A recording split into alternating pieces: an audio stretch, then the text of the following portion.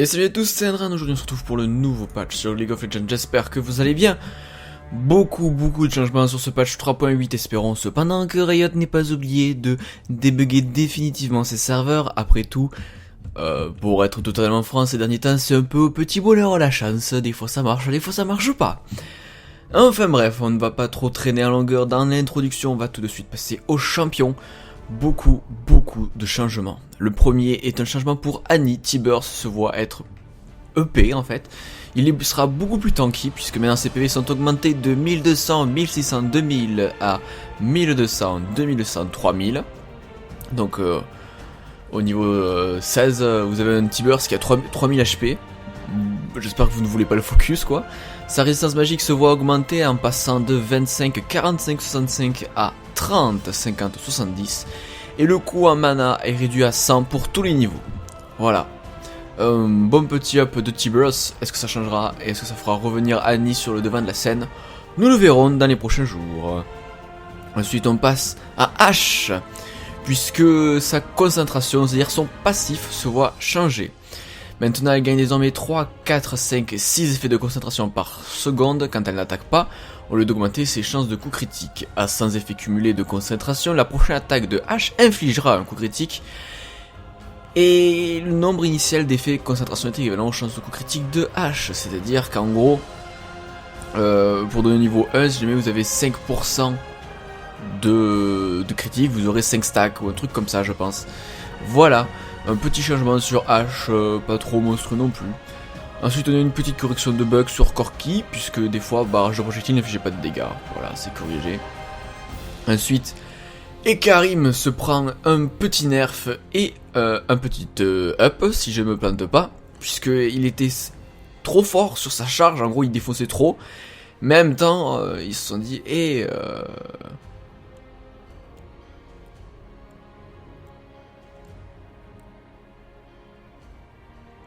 Et donc on passe à Ekarim qui se voit un petit peu modifié, puisqu'ils ont retiré les dégâts en bout de course de la charge dévastatrice, mais en contrepartie si j'ose dire, et bien maintenant on peut traverser de petits rebords, des murs très fins qui permettront à Ekarim en gros de couper à travers champs. Par exemple le rebord quand vous voulez passer de la jungle côté bleu, enfin je sais, ou violet, je sais, non, côté rouge. Je sais plus la couleur en pack ou en blind, mais vous voyez, enfin bref, le bleu en bot side. Et par exemple, je pense, ce n'est pas une affirmation, que vous pourrez genre passer par-dessus le petit muret pour aller au top. Voilà. C'est en gros les modifications. Légion des ombres se voit aussi modifié, puisque ses dégâts sont augmentés de 100, 200, 300 à 150, 250, 350, avec un ratio qui passe de 0,4 de votre AP à 1 d'AP. Ensuite on passe à Karma. Karma qui voit le coût en mana de flamme intérieure réduire à 50, 55, 60, 65 et 70 par niveau. Le rayon d'explosion est augmenté de 230 de range à 250. La volonté concentrée octroie désormais la vision sur l'unité immobilisée correctement, puisqu'apparemment c'était buggé. Le bonus de mantra renouveau, il ne rend plus les 25% de PV manquants sur la durée, il rend désormais à Karma 20%, plus 1% tous les 100 points de puissance des PV manquants à l'incantation, et 20%, plus 1% aussi tous les 100 points de puissance des PV manquants si le lien n'est pas brisé. Voilà, en gros c'est un up du lien quoi. Et c'est un up du lien qui est effectif, on va dire, que si vous arrivez à stun l'adversaire avec ce Z, voilà.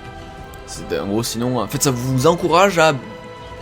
Vous voulez ne plus claquer votre Z pour gagner votre vie, mais à claquer... Enfin si, mais pas à le claquer que pour ça, mais aussi pour stun, voilà. Et ensuite Exaltation, son bonus à mantra se voit débugué, puisqu'il y avait des mini-boucliers qui n'appliquaient pas le ratio de puissance. Les mini-boucliers c'est quand ça se répond. Ensuite beaucoup de changements sur Kha'Zix, qui sont faits sur les évolutions, vous savez quand vous êtes niveau 6, 9 et je sais même plus le dernier niveau, j'ai oublié. 9, 6 et 11, non, 9, 6 et 16, voilà. Vous savez, vous avez la possibilité d'évoluer Kha'Zix, soit vous augmentez sa puissance de croc, enfin avec ses faux, soit vous augmentez ses pics, soit vous augmentez son vol, soit vous augmentez son ultimate. Voilà.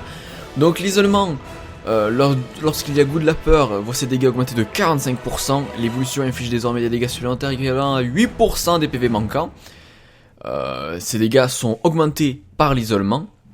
Les pics de néant se voient un peu modifiés puisque ça ralentit désormais les cibles touchées de 20% pendant 2 secondes. Le coût en mana est réduit de 60, 70, 80, 90, 100 à 55, 60, 65, 70, 75.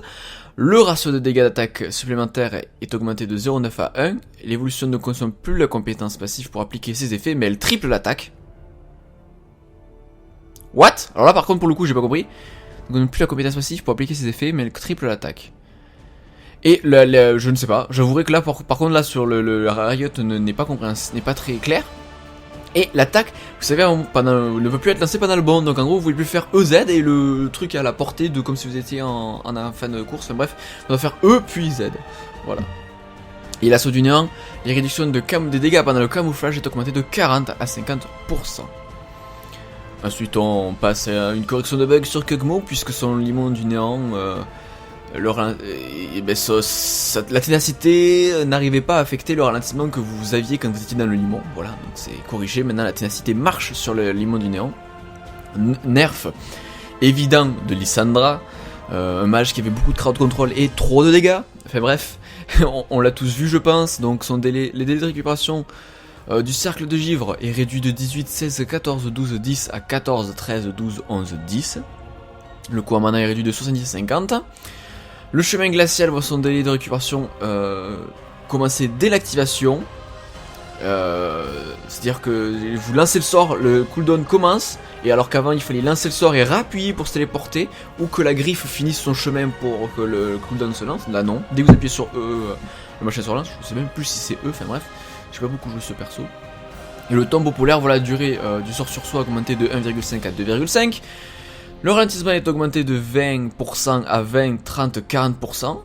Puisqu'avant c'était 20% à tous les niveaux. Et les dégâts sont réduits de 150, 300, 450 à 150, 250, 350. En gros, si vous n'avez pas capté, ils essayent peut-être de faire de Lissandra un mage un peu plus crowd control, mais je pense sincèrement qu'ils n'ont pas assez réduit ses dégâts. Ça va quand même continuer à faire très mal. En plus, elle a maintenant un vrai zonia puisque ça dure 2,5 secondes. Voilà quoi. Ensuite, petit nerf de Nautilus, la colère du titan voit ses dégâts passer de 30, 55, 80, 105, 130 à 40, 55, 70, 85, 100. C'est un up en early, un nerf en late. Et la correction d'un bug avec les ratios de puissance sur ce sort, puisqu'il n'était pas assez haut apparemment, des fois ça buguait. Le Poppy se voit corrigé, puisque maintenant sa charge héroïque en mieux en compte le décor. En gros, si vous avez jamais fait gaffe, des fois vous arriviez à stun Poppy avec Poppy dans le vide absolu, genre il n'y a rien mais le mec est stun. Voilà, pour peu que vous soyez proche d'un... En fait, si vous voulez, c'est par exemple si vous foncez vers un mur et qu'il y a genre 20 cm entre vous et le mur, des fois vous stuniez pour une raison totalement random. Voilà, mais voilà, maintenant il détecte mieux le Dector, ce sera un petit bug corrigé. Ces jeunes étaient incroyablement trop puissantes d'après Riot, petit nerf. Puisque le fléau du blizzard voit excusez-moi, le fléau du blizzard voit son ratio de PV max supplémentaire réduit de 16 à 10%. Le permafrost voit sa durée de ralentissement réduite de 2,25, 2,75, 3 à 1,5, 1,75, 2, 2,25 et 2,5 secondes. Donc en gros le ralentissement dure beaucoup moins longtemps. Au maximum 2,5 si vous le maxez. Et là, la durée de l'étourdissement et du ralentissement de la prison de glace, c'est-à-dire l'ultime, est réduite de 1,5, 1,75, 2 à 1,25, 1,5 et 1,75 secondes. Voilà. Ensuite on passe à Sona. Sona qui se repouffe des nerfs comme à la belle époque où il n'y avait que Sona. Ses PV de base sont cependant augmentés de 416 à 450, armure de base est augmentée de 9,3 à 11,3. Ils ont compris que Sona était peut-être trop squishy. Voilà. Et attendez, en fait je suis en train de me rendre compte. Ah non, en fait c'est un up. D'accord. Ok, en fait non, j'ai rien dit. J'ai cru que c'était un nerf, parce que on est habitué avec Sona qu'elle se prenne nerf, mais en fait non, c'est un up de Sona. Les dégâts de la corde de puissance passent de 8 plus 10 fois niveau à... Ah, avant c'était un ratio, à 13, 20, 27, 35, 43, 52, 62, 72, 82, 92, 102, 112, 122, 132, 145, 162, 177, 192, vous avez compris, à tous les niveaux, maintenant c'est un ratio de dégâts fixe. Enfin, les dégâts de base d'accord de puissance sont fixes. Au lieu d'être 8 plus 10 fois le niveau. Voilà. Donc si on fait un calcul simple, 160, 168, c'est plus fort, à un niveau 16, vous deviez gagner 168, vous devez taper à 168, et là, en ultra light, vous tapez à 192, à un niveau 18, voilà. En gros, au niveau 18, vous tapez plus fort, et vous tapez un peu moins fort en early, avec la corde de puissance. La petite correction de bug, blablabla... des bugs parce que par exemple diminuendo quand vous lancez le heal, vous savez normalement ça réduit les dégâts, mais ça le faisait pas, voilà. La durée de la corde de puissance diminuendo est réduite de 4 à 3 secondes, le bonus d'armure et de résistance magique sur Sona et les alliés soignés est réduit de 8, 11, 14, 17, 20 à 6, 7, 8, 9, 10. Voilà, donc en gros le Z de Sona est moins fort. Et le bonus d'armure et de résistance magique du Halo passe de 3, 6, 9, 12, 15 à 6, 7, 8, 9, 10. Bon, en gros, ils ont EP un peu ses dégâts en late, ils ont augmenté sa résistance en early, mais ils ont réduit la résistance qu'elle offre à ses alliés en early avec l'arrière de persévérance. On passe ensuite à Thresh. Ah, Thresh, il corrige un bug que vous verrez dans une prochaine vidéo, puisque je l'avais fait. C'était un trick qui consistait à lancer le grappin et à faire un flash. Et en gros, ben... pendant l'incantation, le grappin partait quand même, vous flashez, donc vous avez augmenté artificiellement la longueur de votre machin. Vous le verrez, je l'ai fait dans une vidéo Joue ta vie, puisque j'en ai 2 en réserve, j'ai réussi à jouer 2 ranked, waouh, c'est merveilleux. Bref, vous le verrez, ce bug ne marche plus, voilà.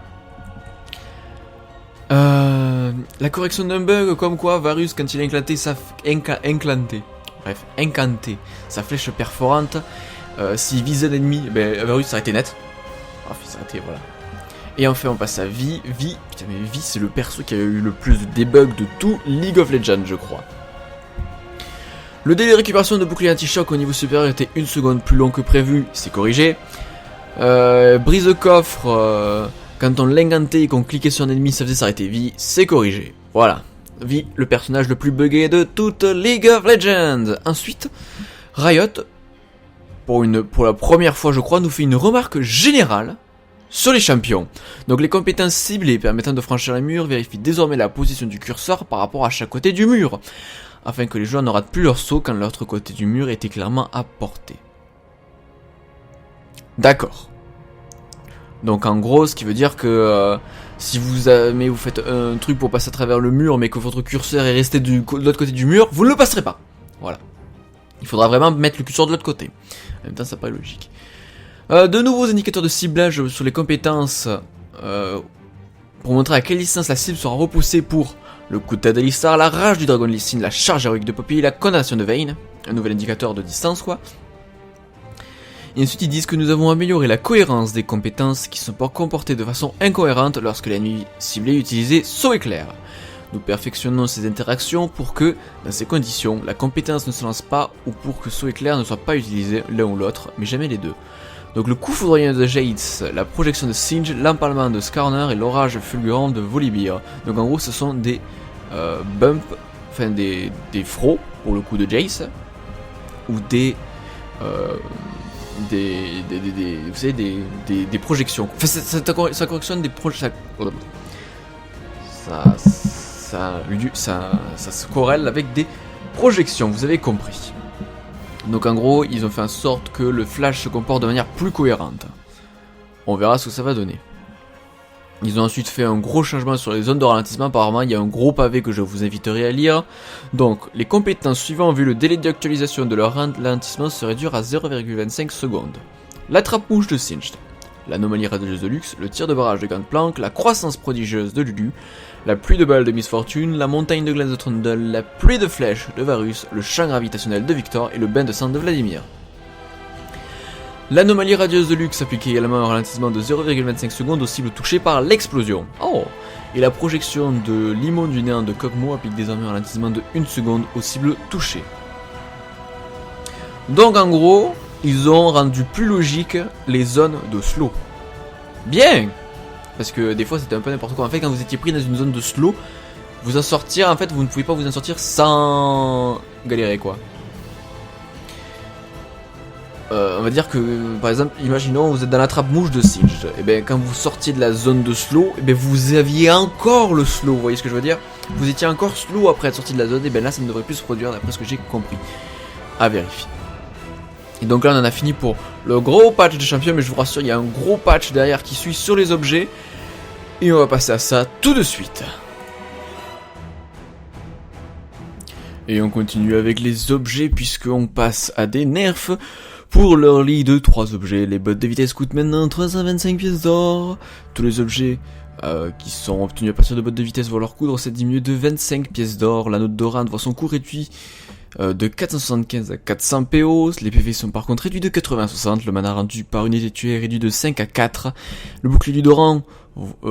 bouclier du Doran, non, le bouclier de Doran, ou de Doran d'ailleurs, je ne sais pas, voit son coût réduit de 475 à 440, l'armure dessus n'existe plus, voilà, au moins ça c'est fait, la régénération des PV est augmentée de 8 à 10, et la propriété passive unique bloque désormais 8 points de dégâts infligés pour chaque attaque de base de champion au lieu de 6.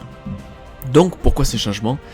Ils veulent offrir plus de possibilités avec les builds early game, pouvoir par peut-être plus de consommables, genre prendre plus de popos de mana ou de soins, pour faire des trucs un peu tricky, pour genre à la place prendre des warps, et bref, vous avez compris le principe derrière, le but c'est de faire plus, d'ouvrir la voie à plus d'openers. Et donc là on va passer à de grosses modifications pour chaque objet de jungle. Toutes les propriétés passives déchirures ont été changées en mutilation. Mutilation est désormais la propriété passive correspondante aux dégâts magiques supplémentaires infligés aux monstres par chaque attaque de base, et boucher est la propriété passive qui correspond au pourcentage de dégâts supplémentaires infligés aux monstres par toute source. Donc en gros, chaque objet de jungle se voit, quasiment tous les objets de jungle se voient modifiés. La propriété passive unique de la magie du chasseur est maintenant mutilation. Ça inflige 10 points de dégâts magiques supplémentaires à chaque monstre, enfin au monstre, pour chaque auto-attaque de base. Je viens de faire... une répétition, ce n'est pas grave, une redondance pour chaque attaque de base. Ensuite, la pierre spirituelle aussi se voit changer. Déchirure est devenue mutilation et pareil. Elle inflige désormais 10 points de dégâts magiques supplémentaires à chaque auto-attaque au monstre. Le rasoir de Madred, pareil. Mutilation, inflige désormais 60 points de dégâts magiques supplémentaires au monstre à chaque attaque de base et n'inflige plus de dégâts supplémentaires aux sbires. La lanterne de Vrigel. La propriété passive mutilation inflige désormais 100 points de dégâts magiques supplémentaires aux monstres à chaque attaque de base et n'inflige plus de dégâts supplémentaires aux sbires. La propriété passive unique, c'est-à-dire la ward, voit sa durée réduite de 180 à 90 secondes, mais son délai de récupération de 180 à 90 secondes.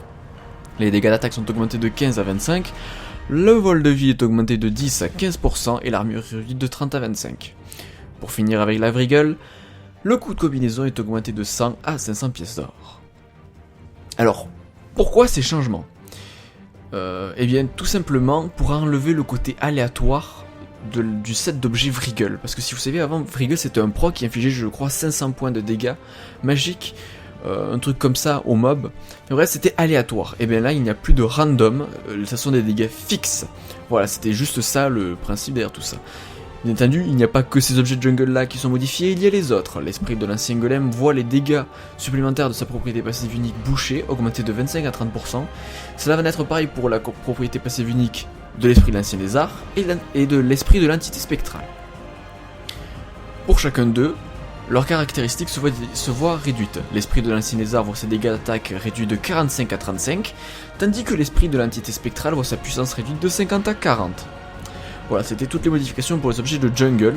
Donc d'un côté on a on retire le côté random et aléatoire des objets de jungle en mettant des dégâts fixes, et de l'autre côté on nerf un peu les objets de jungle finaux vous savez, de la pierre de je sais plus trop quoi, qui étaient beaucoup utilisés en lane, en augmentant les dégâts qui sont infligés aux monstres et en réduisant les dégâts que pourrait vous apporter. Donc en gros, l'objet pourra être fait en lane, mais il sera moins puissant puisque il fera plus de dégâts aux sbires, mais moins de dégâts aux champions. Voilà, c'est en gros pour que ça reste quand même un item de jungle à la base. Ensuite, on passe à un gros changement puisque maladie a été retirée du jeu. Voilà, tout simplement. La maladie est un objet qui n'existe plus. L'arc court voit son coût réduit de 50 pièces d'or, passant de 950 à 900. La Dandashore voit son coût de combinaison augmenté de 500 à 920 pièces d'or. La puissance réduite de 65 à 60. Et la propriété passive unique. Une propriété passive apparemment pas unique, supplémentaire vient s'ajouter à l'impact. Les attaques de base infligent 15 basées sur la puissance plus 15% de la puissance. Alors, je recommence. La nouvelle propriété passive, ça inflige 15 plus 15% de la puissance point de dégâts magiques supplémentaires à l'impact. Je sens que on va voir des Kale à toutes les sauces. Le champion était OP, on n'y a quasiment pas touché. Il va revenir, voilà. Et on a un gros up, très intéressant du au bout du rouleau, puisque la nouvelle combinaison c'est l'arc courbe, plus une cape du néant, plus une dague, plus 700 pièces d'or, ça fait 2400 pièces d'or. La vitesse d'attaque est augmentée de 40 à 42%, mais la propriété passive est changée. Les attaques de base volent 5 points de résistance magique à la cible, cumulable 5 fois. Vous pouvez donc voler 25 points de résistance magique à votre adversaire. Et donc là, on va passer au changement sur les cartes, sur les camps de jungle et compagnie. Donc, petite transition. On passe donc au changement sur la map.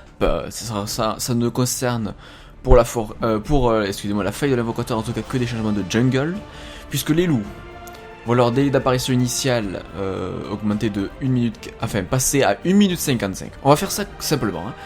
Le délai de réapparition passe à 50 secondes au lieu de 60. Les spectres, ils apparaissent maintenant à 1,55. Les golems, ils apparaissent maintenant à 1,55 et ils perdent eux aussi 10 secondes de réapparition, c'est-à-dire qu'ils repopent toutes les 50 secondes. L'ancien golem, le bleu, voit son expérience de base augmenter de 220 à 340 et il déclenche désormais un effet visuel pour indiquer à qui va le buff. L'ancien lézard, c'est pareil, c'est-à-dire que son expérience de base est augmentée de 220 à 340 et il déclenche un effet visuel pour indiquer à qui va le buff. En gros, vous savez, c'est comme quand vous tuez le gros fantôme, vous avez une espèce de truc bleu qui va vers vous, pour vous dire que vous avez gagné la mana et la vie, et bien là, ça sera pareil. Le jeune lézard, quant à lui, voit son expérience de base réduite de 40 à 10. Voilà. On passe à la forêt torturée. De nouveaux objets sont mis à disposition, c'est les objets de la jungle, donc la machine du chasseur, la pierre spirituelle, l'esprit de l'ancien golem, l'esprit de l'ancien lézard, et l'esprit de l'entité spectrale. Voilà, ça c'est tout pour la forêt torturée. La brèche de cristal, il y a la création de nouveaux objets, des variantes pour Dominion. La lampe de la déesse voit son mana par charge augmenter de 4 à 5, la mana mune de 4 à 8, le bâton de l'archange voit son mana par charge augmenter de 6 à 10. Voilà, ça c'est pour les objets basés sur la larme de la déesse, je vais m'en sortir. Et le bâton séculaire cumule désormais des effets toutes les 40 secondes au lieu de toutes les 60 secondes. Donc ça c'est juste de l'équilibrage d'objets, puisque c'était pas viable sur Dominion parce que ça allait trop vite, voilà tout simplement. L'habillé hurlant, c'est la map de 1v1 si je ne dis pas de la merde. De nouveaux objets sont mis à disposition. Les objets de jungle, la machine du chasseur, la pierre spirituelle, l'esprit de l'ancien lézard, l'esprit de l'ancien golem et l'esprit de l'entité spectrale, voilà. Les objets de jungle quoi. La distance à partir de laquelle la boutique se ferme est désormais calculée à partir du point d'apparition et non plus de la boutique.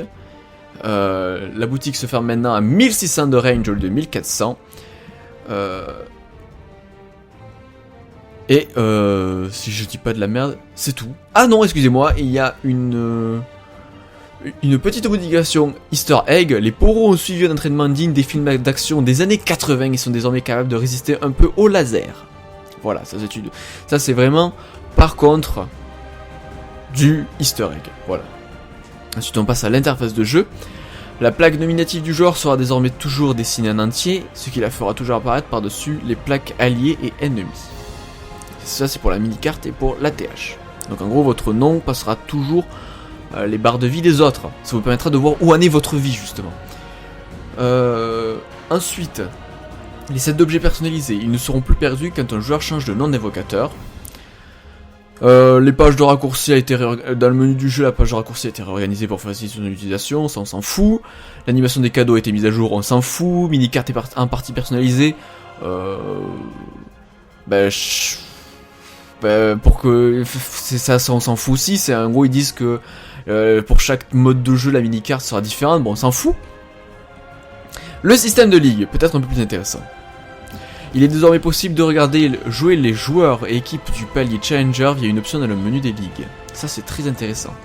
Ajout de notifications pour informer les joueurs qu'ils perdront bientôt des points de ligue en raison de leur inactivité dans les différentes files classées. Ça aussi c'est très bien, ça permet de savoir quand est-ce qu'on est dans la merde quoi.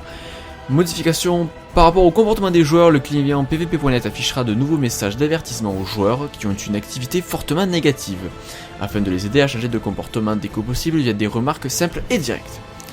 Les joueurs qui se comportent de façon no fair play recevront un message d'avertissement après la fin de partie. Une alerte ne sera pas affichée à chaque signalement.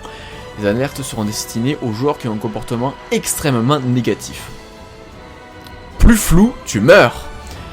Ensuite, les dernières modifications, c'est les modifications générales. En mode sans bord ou fenêtré, l'écran de chargement n'apparaîtra plus dans un coin de l'écran après la sélection des champions. GG Riot. L'intégration d'une correction possible pour le problème qui forçait LoL à s'ouvrir dans le coin inférieur droit de l'écran sur certains ordinateurs subissant des chargements lourds. Un patch. L'écran des claviers monochromes Logitech ne devrait plus s'effacer quand les deux dernières touches d'interface sont enfoncées. Si vous avez un clavier Logitech, la luminosité des claviers Logitech ne devrait plus changer quand votre champion meurt. Voilà, c'était tout pour ce patch. Beaucoup de changements, beaucoup de rééquilibrage. Je vous invite à lire le patch qui se trouve dans la description. Je vous invite aussi à ne pourquoi pas débattre des changements dans les commentaires. Après tout, un peu de discussion ne peut faire de mal à personne. Voilà, je vous retrouve très prochainement pour le prochain patch.